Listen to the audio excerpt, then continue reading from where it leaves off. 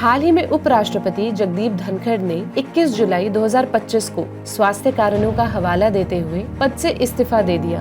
यह घटना इतिहास में पहली बार हुई जब किसी उपराष्ट्रपति ने कार्यकाल पूरा किए बिना ही त्याग पत्र दे दिया। भारतीय संविधान के भाग 5 के अनुच्छेद 63 से 71 तक भारत के उपराष्ट्रपति के पद की रूपरेखा तय की गई है। एक ऐसा संवैधानिक पद जो अत्यंत महत्वपूर्ण होते हुए भी अक्सर चर्चा में नहीं आता। राष्ट्रपति के बाद यह देश का दूसरा सर्वोच्च संवैधानिक पद है, जिसकी भूमिका विशेष रूप से संसद में दिखाई देती है।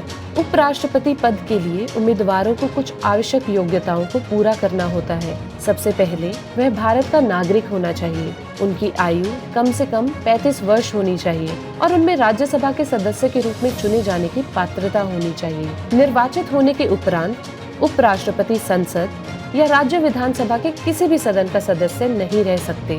यदि कोई सांसद इस पद पर निर्वाचित होता है तो उनकी सदस्यता पदभार ग्रहण करने के दिन से बिना किसी बाहरी हस्तक्षेप के समाप्त मानी जाती है। उपराष्ट्रपति का कार्यकाल 5 वर्षों का होता है, लेकिन उत्तराधिकारी के पदभार ग्रहण न करने तक वह पद पर बने रहते हैं। पुनः निर्वाचित होकर कोई व्यक्ति 1 से अधिक बार उपराष्ट्रपति बन सकता है।